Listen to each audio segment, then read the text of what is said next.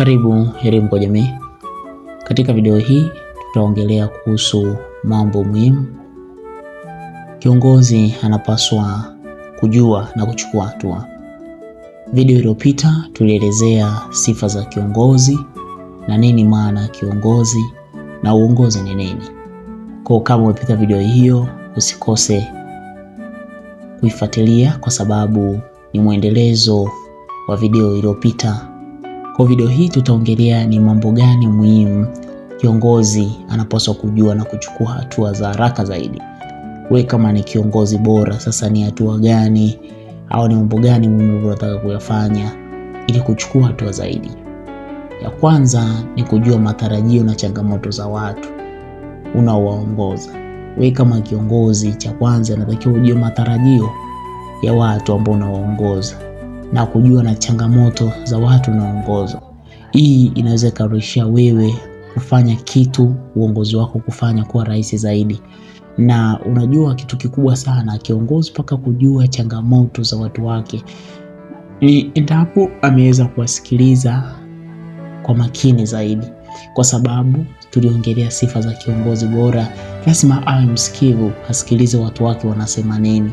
Kwa hiyo wewe kama kiongozi ukijua changamoto za watu wako, hii itakuwezesha wewe kujua na kuchukua hatua kwa haraka zaidi na kufanya uongozi wako kuwa bora zaidi. Kitu kingine, kiongozi kama kiongozi inakupasa kujua sheria, taratibu na maadili ya uongozi. Unaongoza katika sehemu fulani, labda upo katika kitengo fulani, kwa hiyo unatakiwa ujue sheria kwa sababu gani, ili zikuongoze wewe kutekeleza wajibu wako. Kujua taratibu za ile taasisi au uongozi au sehemu uliopo, hii inaweza kusaidia. Kitu kingine ni maadili ya uongozi. Unatakiwa kujua sheria, taratibu na maadili ya uongozi.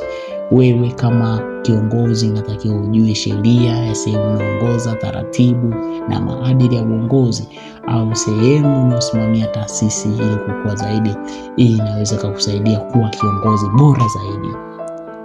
Jambo jingine muhimu sana la kujua ni kuwa na mipango ya muda mfupi na muda mrefu. Wewe kama kiongozi uko katika sehemu fulani, unaongoza jopo fulani, kwa cha msingi ni kujua mipango ya muda mfupi na muda mrefu. Hii inaweza kukusaidia kufikia malengo yako na kufika hatua kubwa zaidi. Kitu kingine ni kuchukua hatua za haraka dhidi ya matatizo. Wewe kama kiongozi ukiona tatizo, inatakiwa ulichukulia hatua kwa haraka zaidi na kuweza kufikia malengo. Ina maana kuwa wewe kama kiongozi ukiona tatizo na kutokulichukulia hatua zaidi, linaweza likakuaffect katika uongozi wako. Kwa hiyo inatakiwa wewe kama kiongozi ujue zile na uwezo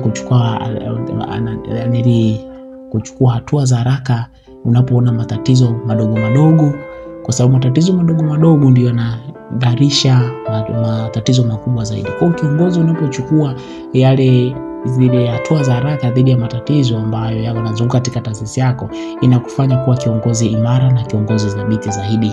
Kitu kingine tunaongea kutoa motisha na msaada kwa timu yake, kwamba wewe kama kiongozi inatakiwa sasa uangalie, je, labda katika taasisi yako umepewa kuongoza watu, angalau hata kutoa motisha kwa wafanyakazi wako, labda ndani ya mwezi mmoja au muda fulani, miezi 6, labda unatoa kwa kupongeza labda uwajibikaji wa kazi katika vitu fulani, katika watu unaoongoza. Unapotoa motisha na kutoa msaada kwa timu yako, kwamba ufanye jambo hili, unaweza kutoa hata labda kwenda safari ya kwenda kutembelea sehemu fulani, kwamba kwa sababu unapomotisha na kutoa msaada, kwamba kiongozi unapofanya hivyo, ukijua mambo, wewe kama kiongozi uongozi wako utakuwa imara zaidi na kuweza kufikia ndoto zako kama kiongozi, na utakuwa kiongozi bora. Si mradi kiongozi, inatakiwa kiongozi na mambo unayofanya inatakiwa upendo na timu yako, upendo na watu unaoongoza. Kwa haya ni mambo muhimu ambayo kiongozi unapaswa kuchukua hatua